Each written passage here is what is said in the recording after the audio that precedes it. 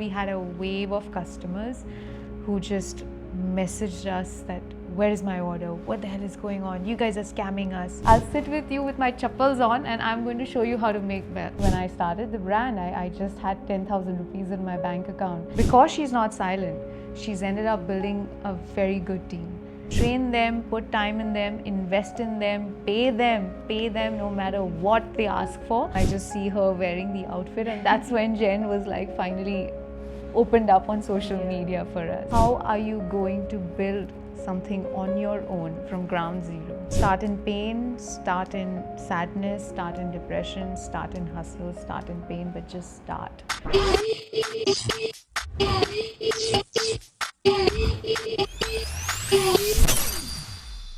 Hello everybody, welcome to Pitch Please by Social Nation, where we talk to finance creators and founders about their amazing ventures. Now you might be used to pitching yourself to founders. Here they pitch to us. They pitch to us maybe some very interesting business, investing, finance tips, or maybe just leave us inspired with their founder story. Today for the first episode, we are diving into the world of fashion, entrepreneurship, and empowerment with a trailblazer who is redefining women's fashion in India. This is a personal win for me. For the first episode, we have a female founder with us.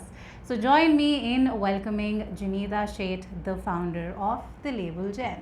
Hi, how are you doing? Thank you so much. That was a lovely introduction. I'm already overwhelmed from the start. Thank you so much. Okay, I'm quite excited. Let's start with how are you doing today? How's the vibe? Good, feeling great. I feel like there's so much to share. There's so much story built up behind Label JENN, and you know the journey that I've had. It's been really long. I've been so under the radar for the last few years, you know, building my company. So maybe it's time, you know, where I start talking about it. That's amazing. And I think the best part now is to start talking about the beginning. Yeah. Tell us a little about what inspired you to launch the Label JENN. What was the journey? How did it begin from, say, the concept to finally building it into a business?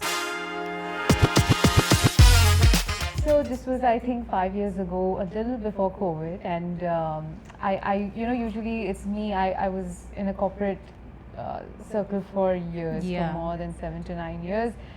It was quite challenging. There seemed to be no growth, and there's always like, you know, you have to constantly seek validation. There's no proper hierarchy, and I'm sorry to be brutal, but I think a lot of people would resonate with me. It's true, yeah. And when you're in a field of marketing and that's something that excites you, which is fashion marketing, you know, you're looking at a very broader spectrum here, and it's a very cluttered market, right? And how you want to grow and how you want to, and how do you vision yourself is something that takes a lot of time to execute. And I think I had an experience that gave me this huge awakening that, you know, I'm just done. I'm done. I need to have something that resonates me, or that defines me, or pushes me to, or challenges me to be a better person. And then there's always this side of me that I always wanted to explore, which I used to go to I used to go to different markets and source for unique products, which you don't really get in India. Okay. Or, you know, sometimes you find like very vintage styles, vintage belts, and I'm I'm crazy about vintage belts. Like I used to gather and collate and buy from wherever, and I used to upcycle, build it out in such broad 7 to 8 to 10 inches broad belts for myself. And I was like, if this is something that I can do, and a lot of people would ask me, how are you making this? Where are you buying this from? And I was like, you know what, let me just try to build it out. So and at that point I had a lot of stuff going on, my personal life, my professional life, everything was like, so I was like, you know what, let me try. And finding those vendors, finding the right systems in the beginning is difficult, you know, and then COVID hit us. So at that time, I remember that I went to a shoe vendor. Okay. You know, and it was on one of the streets. I go to a shoe vendor and I tell him that, listen, I want to start my business. This is the design. I'm going to spend my entire 30 days with you in your small little street factory. I'll sit with you with my chappals on, and I'm going to show you how to make belt. Oh damn. Yeah, and the very first belt that we made was a harness belt where Jen was actually recognized. It was the very first product that started trending a lot on social media, and it was this particular harness belt. It goes like a strap on the shoulder and it's adjustable on the waist, and it was a very thin little harness belt. I think those are still in Yeah. fashion. It's Yeah, still a but part of your 40 years brand. ago, you know, my Yeah, belts were yeah. not that trending back True. then. You know, Yeah. they were all like very premium designer wear that would go with like, you know, pret wear, maybe ethnic wear, but they were all beautiful belts. But Yeah. you know, people started wearing, the culture of wearing belts developed in the past 7 to 8 years. Exactly, You know, so that harness belt was very masculine. You know, so I think it started hitting a trend, and I realized that this is where I need to be, this is where I need to explore. And then I sat with a shoe vendor for 30 days. We screwed up so many times. we made such horrible fittings, horrible fabrics. It was just not up to the mark, but then we somehow made it, and that's when the journey started for Jen, you know. And then I realized that, okay, this is where I need to put more time. Right. I need to do more R&D. I need to really work hard with the vendors, because Indian manufacturers and vendors, it's not very easy, you know. You have to go to like train them, challenge them, create, like, you know, work shoulder to shoulder with them, and that's how it started building for me. And yeah, I think after that it all has been like a dream. Like, it has just flew by so quickly for me. We had a lot of brilliant opportunities, obviously, but Yeah. you know, building a team, building the brand was something that that happened in this last few years. Now, this was the Yeah. beginning of Label Gen. I want Yeah. to know, as the beginning in your life as a kid, were you into fashion? How was it as a kid?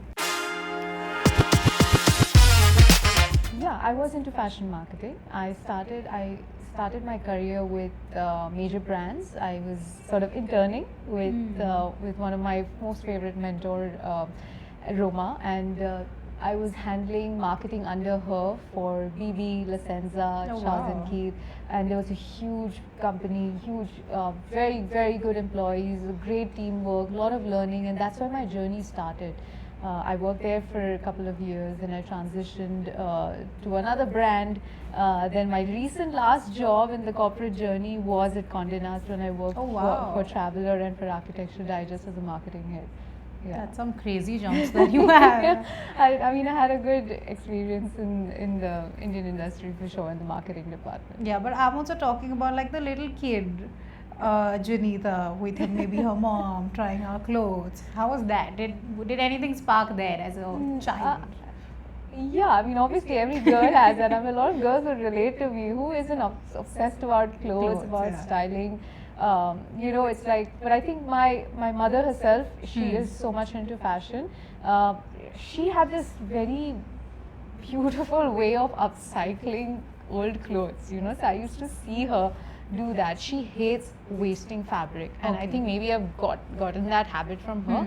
She would remove, God knows, she would sew, she would get it from her sisters, friends, whatever. She would get all sorts of vintage, old, new fabrics, and she will just upcycle and make into something. Okay. And I would always watch her and be like, how is she doing this? Not that she doesn't have like a sketchbook, she doesn't have like a technical, she doesn't have Pinterest back then. Yeah. And it was just her. She would just somehow reverse the fabric, dye the fabric, bleach it, do some sort of wash, turn it into a lehenga, turn it into a gown, turn it into a blazer set. But I think it was something that I've seen my mother also do for years. And it sort of like really got onto me in terms of how to, you know, challenge yourself in fashion. So It's we, very sweet. You have got it from your mom. yeah. So now 100%. fashion is obviously just more than clothing, right? It becomes Yeah. a form of self-expression. We feel confident in our 100%. clothes. Yeah. So 2 questions here. One, I also have always believed that all of us obviously come here for a reason. We have some kind of a reason to put things out in the world or build something. Yeah. So my first question is, why fashion as a medium? So did it come to you, or did you go to fashion? How did it begin? And then second is, how does your personal style and vision kind of match with the Label Gen? So for me, why clothes, it would be more as, I look at fashion as being a rebel, being more rebellious over invisibility, to be Yeah. honest. It's something like, for what I am as a person, and the things and how I've overgrown in the past few years, it hasn't been easy, you know. Of course. Even when I started the brand, I just had 10,000 rupees in my bank account. You don't have that kind of support systems. You don't have that kind of mentors who are going to come and save you and be like, hey, this is it, you know. So for me, the theme of my growth or Yeah. wherever I go here onwards is obviously to convert pain into power, right? So it's transform pain into power. And every time I think of fashion and I think of clothes, it's my message should pretty much convey as being rebellious, being strong, being powerful, embrace your pain and build forward towards transformation, right? Because a lot of us tend to forget that we all have baggages, we all have Yeah. problems, we all have everywhere. We're seeing it now and everybody's vocal about it. But how do we transform it into power, right? So for me, I use that element to build out most of my silhouettes, most of my designs, my prints. They aren't feminine. I'm not saying that it's not for women or it's, it's less feminine, yeah. but it sort of immediately gives you that confidence, Yeah. you know, and that's what I see for myself when I wear my clothes, or when I see my customers or my clients or anybody related to me wear my clothes. That's amazing. Now, as a female founder, I know you've obviously faced unique challenges. I think it's all, as small as we still say businessman. We don't exactly say businesswoman. Yeah, I agree. Female founders are called female founders. Why Yeah. just not call them founders? Yeah. So there are a lot of stereotypes that are Yeah. attached when it comes to a female founder. So my question is, have you ever come forward or have come through with these kind of stereotypes, and how have you overcome these?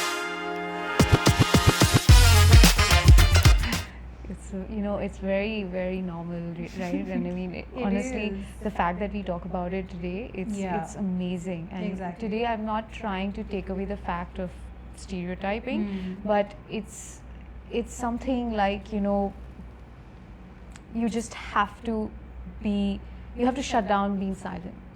You need to be vocal. Yeah. And as much as vocal you are in that journey, you eventually, people get to see that because she's not silent, she's ended up building a very good team.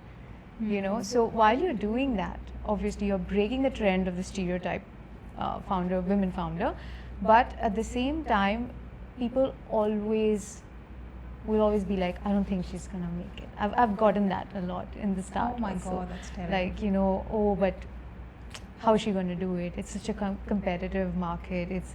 Everybody's doing it. Such an easy route, I mean, she won't survive. Brands just survive 6 months nowadays, 6 years nowadays. She's just going to fail. They're going to fail. It's very common, and it's not just that happens to me, but it happens to a lot of people. Yeah. And it's something that we need to stop allowing. At least a lot of women now are coming together and even Yeah. talking about it, vocalizing it, addressing it, and they're finding the way to push back, or maybe they're finding a way to give it back by building better systems, better empires, and it shows the way they treat their business. So I think it's the only way I would find, like, this is the problem, this is the solution. And do you remember the first day of getting InvestMe into funding when you walked into the room? Honestly, I still haven't. Oh my God, are you serious? Yes. Oh damn, then how Yeah. did it begin? So when it comes to I built money? it all by myself. Wow. That's the thing, for me, this journey is so important. Even Yeah. while sitting here sharing it with you, it hasn't been easy. Yeah. I started, like I said, I only had 10,000 rupees of in my course, bank yeah. account, and I just had to start. And after that, I was like, maybe I will look for an investment. And it was like, in the beginning, who's going to give you funding? You don't have correct data. You don't have correct information. You're not going to be able to show growth, sales, profitability in the first year or two, You're not like a celebrity. You're not someone known. You're not someone who's come from a family. How are you going to build something on your own from ground zero? So I've built the brand in chaos, not as per how people actually imagine it to be, That's very, very inspiring Yeah. for me. But Yeah, do and- you, as a woman, do you think you have to work somehow twice as hard as maybe a man in the industry? Or do you think we've finally reached a stage where maybe the narrative is now changing a bit? I agree. Narratives have changed. They have, you Yes. think? I mean, there would be sometimes where you experience such scenarios. Yeah. But I think men are also now understanding the Mhm. voice of a woman. They're Mhm. understanding their suggestion, their inputs, their ideas. Because some of us are not just like, faffing around. We are actually building something. Of course. We are showing it out there. We are showing the growth. We are lifting. We're literally rising. We must be doing something right, Yeah. right? And now you also obviously balance, you spoke about your personal life. So balancing that while running a business is no small feat. So how do you manage to juggle both? I haven't balanced, honestly. Last few years, I have spent all my time on building Jen, on building my company. Are you saying there's no personal life? No. I mean, I do have. I mean, obviously, sometimes I have to put my foot down for my Yeah. mental sanity and be Mhm. like, I choose myself, and you have to. It's just the universe will push you to just make it happen. But in the past few years, I haven't. I mean, for me, my priority was, because I said, like, we don't have an investor, we don't have a running capital, we work. I was solely dependent. I'm a one-person company, right? So Correct. obviously, at that time, you're literally in between two things. One aspect is what is working for you, and second aspect is what's next. You're constantly in that little bridge in between, so at no point you can tell yourself that, hey, listen, you want to just take some time off, you want to take a break, you want to focus on other important things. That it never happened for me, but that's because I chose it that way, not that I was being forced to. Okay. I chose myself That's fair. to put a lot of focus into my business for at least a few years, up until this point, since the last 3 months, where I finally realized that I think I've put everything in order. Now it's time for me to explore and find a perfect balance between personal and professional. Thank life. God. Okay, at least now it begins. Fine. I'm super excited. Okay, like I mentioned, now starting a brand is obviously challenging, but it's still easier compared to sustaining the brand. Yeah. And now you've started. It's been some years. It's going to obviously go on for a lot of years. Yeah. So, what do you think you have to keep in mind to sustain a brand? Because there are a lot of companies which might have started and then something might have happened, shut down. So, what do you think goes into sustaining a brand or a business? It's always a beauty when it comes to building and starting a brand. Yeah. Scaling the operations is a beast. It is. Honestly, I agree.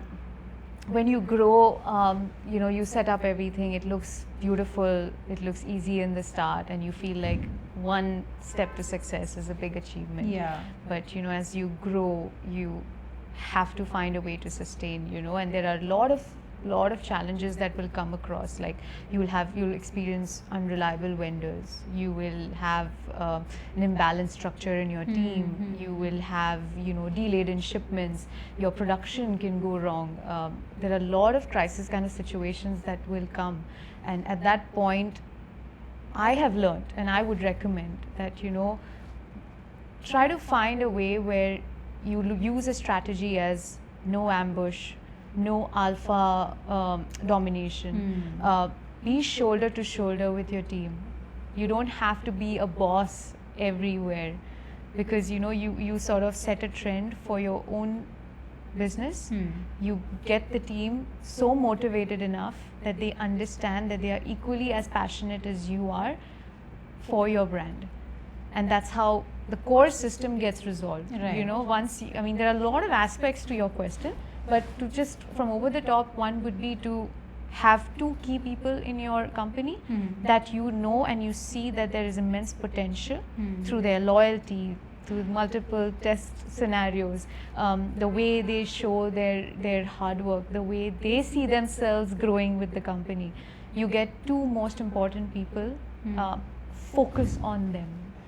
Just keep focusing on them, train them, put time in them, invest in them, pay them no matter what they ask for. Yeah. invest in those two people and then let them build their hierarchy. You know, in challenging times, dealing with correct vendors, having a correct cash flow management system, understanding metrics, understanding data, because for us right now, I learned it the hard way that at the moment the way I operate now is 70% of my business is entirely operated based on data, which is what information am I getting and how am I utilizing it. 30% is more on the experimentation, where we sort of focus on building the brand, we want to try new trends, we want to break new trends. So, you know, when we try to keep that balance, you have to make sure that you have everything in order. So how many people do you have in the team? I have approximately 31 employees and approximately 18 to 19 factories. Wow. Yeah. So what do you keep in mind when you're hiring for your team? Can I be honest? Yeah, please do. I think post-COVID, a lot of young, talented, brilliant candidates have gotten so distracted. With what? Like it seems, you know, when I interview, and I do a lot of interviews because I personally like to understand where they are. Correct. They lack consistency. They sort of feel like they can work from home format is like very high priority. Post-COVID. Yeah, post-COVID I'm saying. But these kids are so good. They are so smart. They are so technology driven. They are so well enhanced with AI and such better tools to operate with. And every time I try to get like a bunch of young, fun, you know, candidates, because it's a fresh perspective, you know, like maybe sometimes even I get saturated, right, because I'm always in loops between operations and design and production. So for me, a fresh perspective, a young idea is something that really challenges me, and I'll be like, hey, that's cool, how are we going to execute it, you know? But then they'll be like, hey, but I think I want to just work from home. I just want to like, I mean, I just need to take some time off. And I was like, come on, you guys need to like get on it, you know. We as brands would invest in you. Yeah, of you know, and I've actually tried it. In fact, I had to change my whole operation, my entire way of operating and handling certain candidates completely changed. I had to use a whole different strategy. I got some amazing candidates to work with, and they were brilliantly creative. All I had to do is positive, motivational systems. I had to give them the full liberty to. I told them, I said, you have 20 to 30 days, approximately 2 months. This is my target. I want you to build out this. This is the budget. This is your plan. You tell me how you want to make this happen, and I'm not going to interfere. And it's an investment. It's a risk, but it works. It pushes them to perform so much better. That it really impressed me. But yeah, I mean, if you see, it's a little. Yeah, but that's still a problem statement that you mentioned. I want to know qualities that you look for. Say it could be as simple as loyalty, or how long they've been in other businesses before you. What are the qualities you look obviously for? I told you one aspect as well. When obviously when I'm looking at hiring, for me it's more as how do you address and resolve a conflict. Okay. For me, that defines the entire personality of a person. You know, like it just tells me what you think, how you can handle it. Do you have the coping mechanism or not, or do you sort of just break? Then you have different techniques to operate with it, right? So for me, the key aspect for me to understand is how well they cope when there's crisis, and how much do they put in without being told.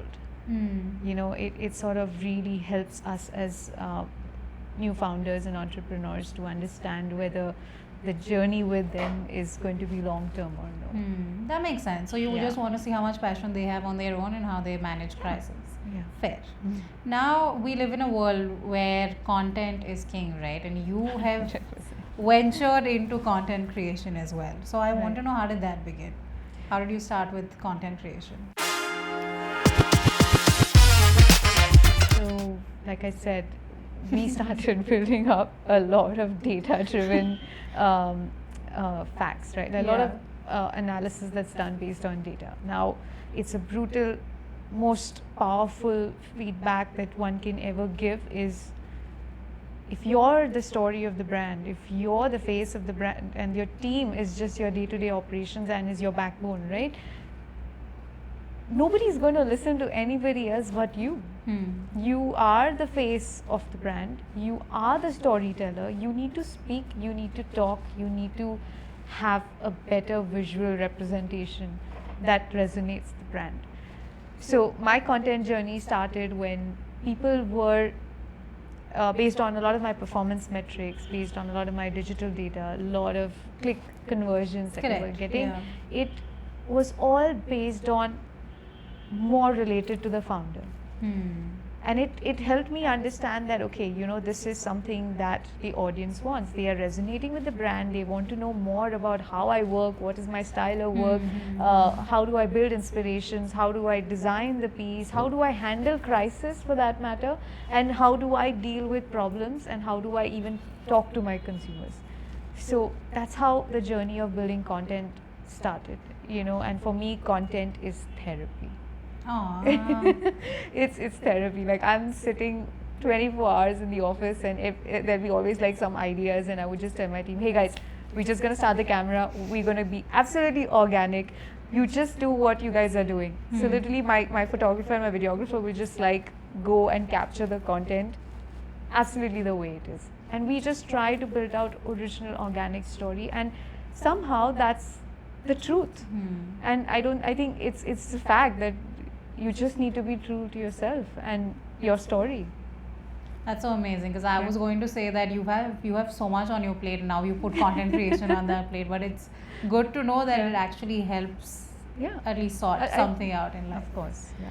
But now, like you mentioned about two people that you think, you know, should kind of manage your business. I just want to know, now all of us have our own support systems, and I think when you're building a brand, that obviously intensifies into infinity. So who has been your pillar of support when it comes to building your brand?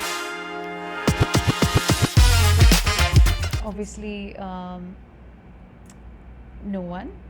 Jinita, no. No, but I'm kidding. It's your own personal journey, and I think a lot of women like me will resonate, you know, if we could ever talk in detail someday and figure out like very concrete things that have happened. It's a very one person journey, and it's very, very difficult, you know. You eventually come to know whether people clap for you out of love or people clap for you if they want something, you know. Wow, yeah. It's just like, I do have a backbone. Like, I mean, over the period of time, I have my partner, Harpreet. He has been such an inspiration to me. Like, I mean, even he's like my silent backbone. Like, if it wasn't him, I would have given up very quickly, you know, because the amount of stress and my personal life, I was so disoriented, and it was like everything all on me. But he came in, he put in systems, he told me, he said, based on what are you taking certain decisions? Do you know how much percentage are you spending in this department? You need to analyze before you take decisions. He trained me to be more sharper, to run my business and not take knee-jerk decisions, you know. So obviously he would be one. Then I have my key employee, Gurpreet. She has somehow literally become my backbone. And you know, I have to say that some people that come in your life and then they show you what they can take from you or give you says so much, you know. So for me, I think it started off as a journey. I would still call it that there's no backbone as such. It would be ideally my whole journey myself. But if I had to give certain credit to people who've been there through thick and thin, it would be these two. But the fashion industry is literally known for like its collaborations and camaraderie. So do you have any industry friends that might have contributed to your journey?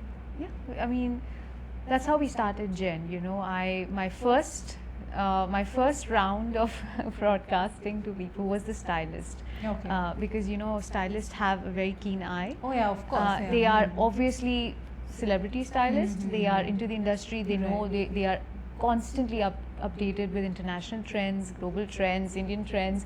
They know what people want, where the market is lacking, why they can't find and source for certain styles for men or women. They know it. They are very quick, you know. So for me, the initial process when I started Jen was to first reach out to all the stylists and That's start smart, yeah. maintaining a relationship with them. And they would, and I would love some of them to be like, hey, you know what, just make more stuff like this, because you know there's upcoming projects coming, this style will trend, this color will trend, this fabric is going to be amazing, this is, and it really helped me understand that, okay, you know, there's something like such style is actually not available, you know, and it would help me cater to that category completely. You know, like I had reached a point where we had required a wrist bag for a particular ad film. Okay. And I was like, okay, let me try making it. I tried to develop and construct a wrist bag. It's almost like a 3-inch bag that you can wear it as a watch. Like a wrist bag. A wrist bag. It's Oh, almost, you wear it like a wow. watch. And somehow Damn. the young girls loved it. I sold around 3,500 units. No way. And it was amazing. And you know, if I didn't get that feedback from a certain stylist from the industry, I wouldn't have been able to explore it, you know. So obviously, yes, I do have a lot of friends from the industry who have always been supporting, you know. A lot of my celebrity friends, they have always been a great support system. They always reach out, they've always pushed me, they've always supported my brand, which is, I must say, it's a blessing, you know. Who was the first one that you worked with? when it came to We Label had JENN? Rakul Preet. Oh, was it who- for a movie? Yeah, it was for one of her movie promotions. It was a very very new, I wasn't prepared for it. Okay. All of a sudden, I just see her wearing the outfit, and that's when Jen was like finally opened up on social Yeah. media for us. Crazy. Yeah. Now, every brand has its milestones, right? Do you have any top 3 milestones that you think Label JENN has hit? I do. In fact, I have many. Not as milestones, but I look at it as memories. You know, there was one particular day around last year end, and I don't know, maybe I just call it as a universe calling, or maybe something. It was that one whole day I saw more than 18 to 19 women in my clothes. Oh, wow. It was absolutely random, and it was like I was walking out of my office, I see 2 people in my bag.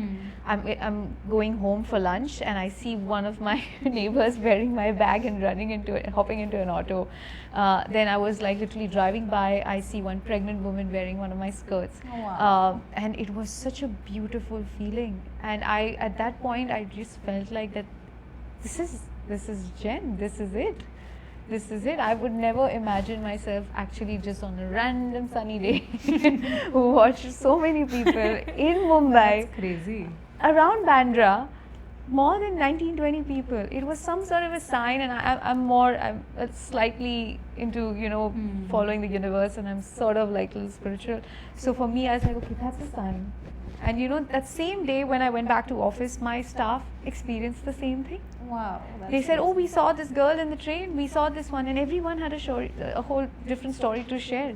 And I think for us, that day that date was marked as, you know, like, because after that there was nothing before that. There was nothing. We actually marked that as one of our a memory for us. The second most was very recent, that happened in March, where we had a huge crisis. Approximately 2,000 orders were either lost, Oh my god. delayed, and it was a huge glitch from a warehouse and logistics partner. And it was because when you fulfill orders, you're not able to extract the data that, you know, these orders are still not fulfilled. Oh, damn. For us, it was like, oh, the orders have already been fulfilled, they're dispatched and they're delivered. Up until we had a wave of customers who just messaged us that, where is my order? What the hell is going on? You guys are scamming us. Oh, shit. And it was not just 200 or 20, it was 2,000 plus orders. That's a lot. Yeah. At that time, we didn't get any support from the warehouse team, we didn't get support from the logistics team. Both of them were like, give me this one's manifest, give me this one's manifest, give me some proof, give me some proof.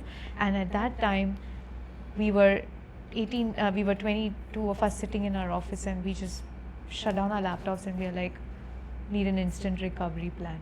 And this was around 10th of March or 11th of March, where we were like, you know what, we gotta move ahead.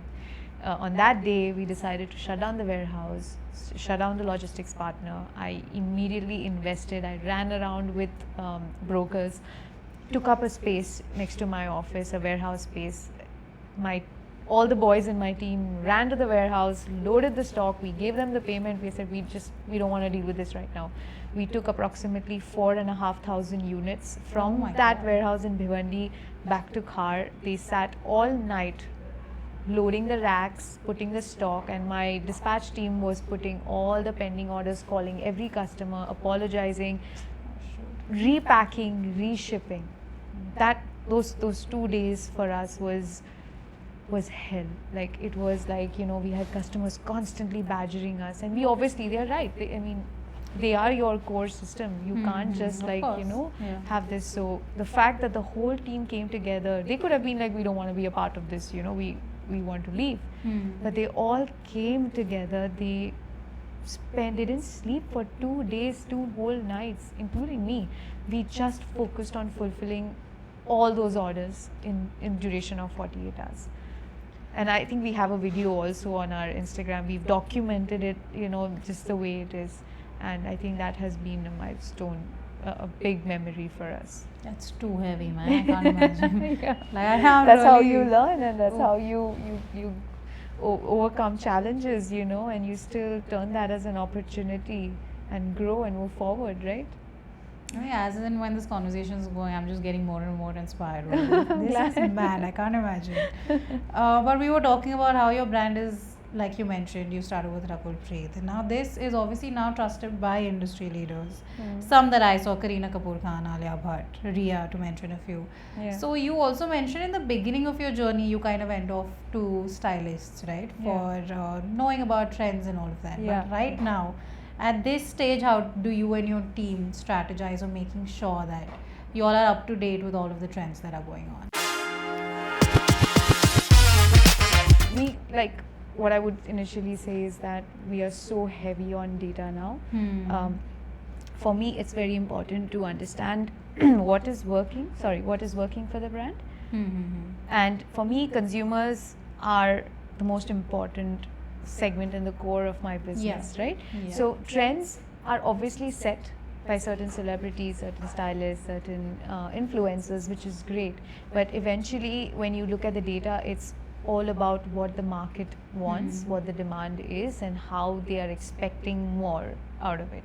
So we use that data we use last 3 months data, and then we also have a team of analysts that would project that what is the scope of that particular trend lasting for the next 3 months. Then we look at, okay, if this style has a particular potential, let's enhance it, let's optimize it, let's see if we can use that as a base structure and build out more variations, make it more different, but let's keep it as the core silhouette. Fair. So we sort of look at that way to sort of make sure that we don't really break certain trends, and we just follow that. Now we have our last 2 questions. One for women out there who are looking to start off their own businesses right now. What is the one advice that you would give?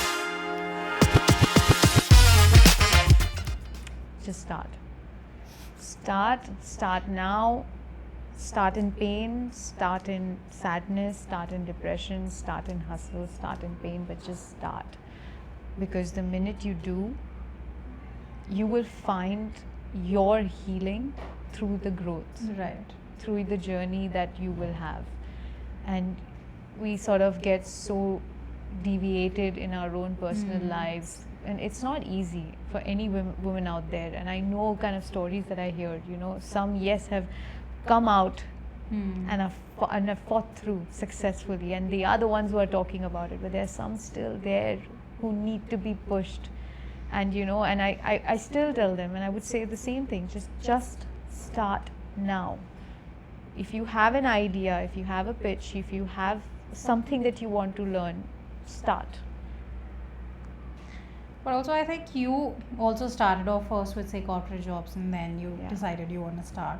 So Yeah. when do you think is the right time, though? Do you think there's a right time? Do you have to have like proper investment to start? What do you think is the right stage for a girl Having to an start? investment is always Yeah. a blessing. It's Mm. obviously a great, you don't have to stress. You can actually focus on the growth of the company. You have ample amount of time in the beginning to put Mm. correct systems. You have enough time to place everything in order, hire the correct people, invest in large quantities so that, a large quantity of stock, and so that, you can have a 3 months, 6 months plan without Correct. having stressors, without having anxiety, without having 100 other things. It may or may not be successful, but that preliminary phase of kickstarting a company becomes a lot easier with a partner or an investment or like some sort of financial support in the beginning. Yeah. Okay, my last question is, do you have any inspiration of your own, like a founder who you have looked up to when you started off your business or when you started off your journey? Is there any founder that you've looked up to? A lot of them. I actually follow so many entrepreneurial women now, but I do follow one of my favorites recently is Janali.